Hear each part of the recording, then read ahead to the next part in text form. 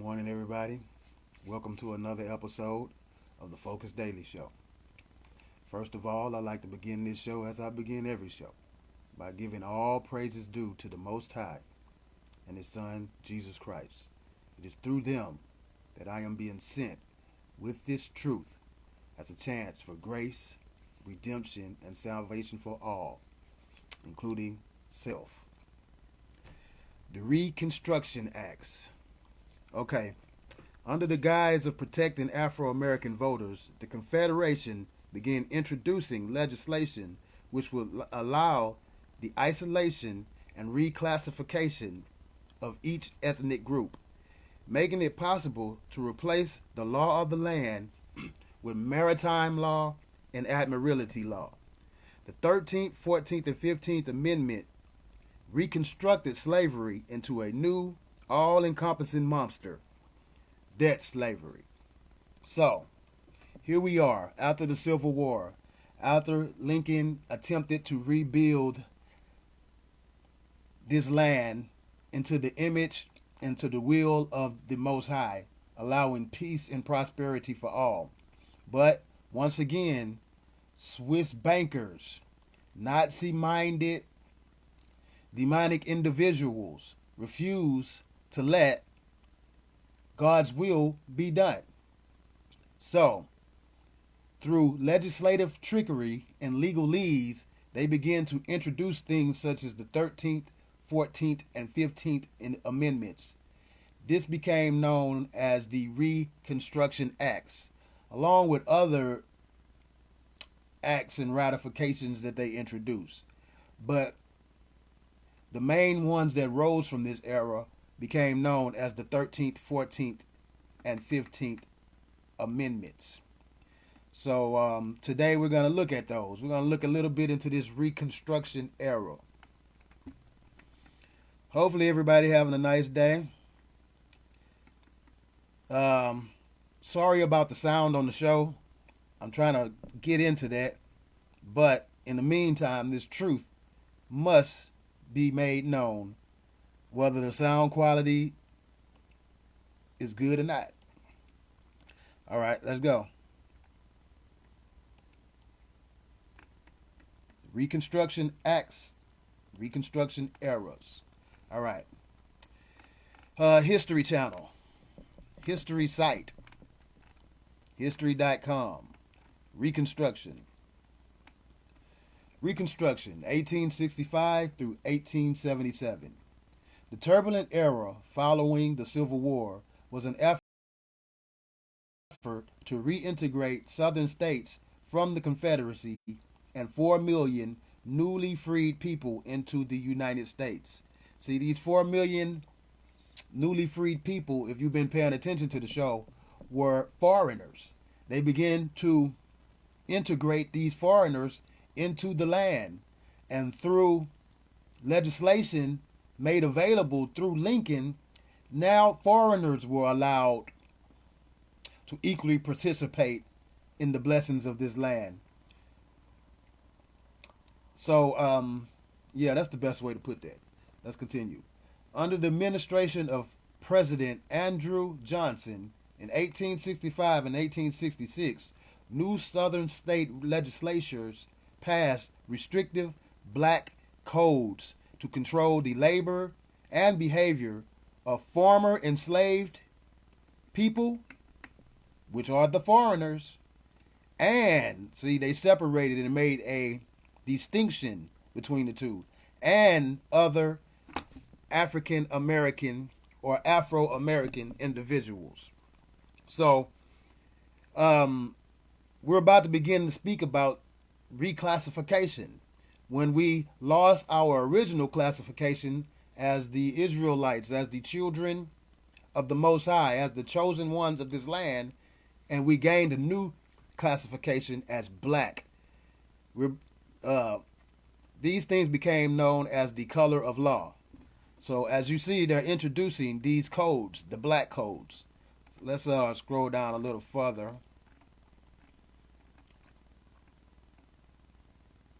All right.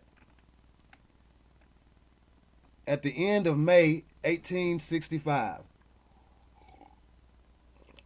President Andrew Jackson announced his plans for Reconstruction, which reflected both his staunch unionism and his firm belief in states' rights. In Johnson's view, the southern states had never given up their right to govern themselves, and the federal government had no right to determine voter requirements or other questions at state level. So right here, they're speaking about business within the company, within the East Indian Company, the Virginia Company, basically within these banks. And citizens or individuals directly involved in these companies still felt like they wanted the upper hand over the indigenous people of the land. So, through legislation, they begin to guarantee that they have the upper hand. Under Johnson's presidential reconstruction, all land that had been confiscated by the Union Army and distributed to the formerly enslaved people by the Army or the Freedman Bureau, established by Congress in 1865, reverted to its powers, to its pre-war owners. See, that's a fancy way of saying what I just described. They wanted to ensure that the Confederation still maintained the upper hand. So they created bureaus and legislation and laws and began to, most importantly and most demonically and evilly, reclassify the indigenous people of the land, the Afro-Americans. Apart from being required to uphold the abolition of slavery in compliance with the 13th Amendment to the Constitution, swearing loyalty to the Union, and pay off war debt, Southern state governments were giving free rein to rebuild themselves. Okay? That's good. As a result of Johnson's leniency, many Southern states in 1865 and 1866 successfully enacted a series of laws known as the Black Code. Here goes this color of law that they're introducing. This color of law allowed them to thoroughly and fully disenfranchise us as a people. To thoroughly and fluently and fully, rip us from grace and rip us from the Most High and place us in a position that we find ourselves in right now till today in the year 2022. See, it's reasons why the world has suddenly came to a screeching halt. And these are significant moments in that reasoning. Right now, the Most High wants everyone to sit still and pay attention to what's going on. So, it won't be no excuses. Everyone is given a fair opportunity to redeem themselves. Well, I shouldn't say redeem themselves. To go through the actions necessary for redemption in order to receive salvation and grace. But let's continue. Which were designed... Okay. Let's just start over. As a result of Johnson's leniency, many southern states in 1865 and 1866 successfully enacted a series of laws known as the Black Codes, which were designed to restrict freed black people's activities and ensure their availability as a labor force. These repressive codes enraged many in the North, including numerous members of Congress, which refused to seek congressmen and senators elected from southern states.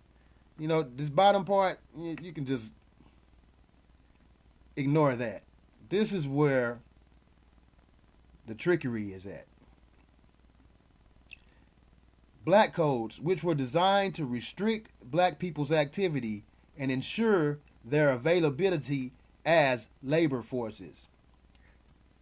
They're getting ready to introduce this fiat form of currency, which is backed by the souls of individuals. Earlier in this series, I read a Bible verse which in Revelation which speaks about the trading and sellings of souls. This is speaking about that. They were actually designed to restrict these so-called black people and ensure that their soul, their essence was available to back up this fiat currency that they're beginning to introduce. I'm trying to make sure I choose the right words because I'm trying to make this as simple as possible for the people and for myself. These repressive codes enraged many in the North. Okay, we went past that. Okay, that's it for that. Let's look a little bit into these amendments. Right now we're going to look at the 14th. Citizenships, rights, equal protection,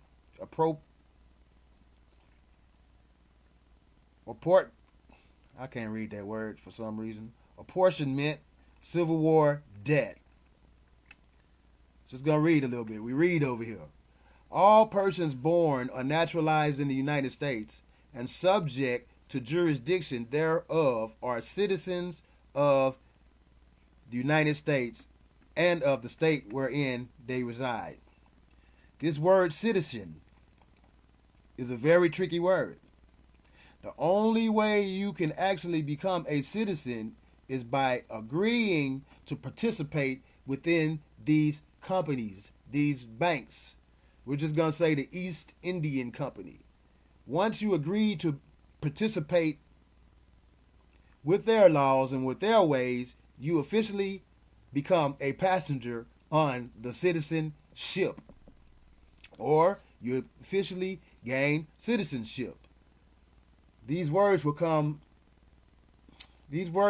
crucial in future episodes of the show. Okay.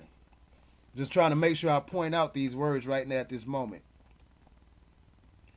No state shall make or enforce any law which shall abridge the privileges or immunities of, there go that word again, citizens of the United States.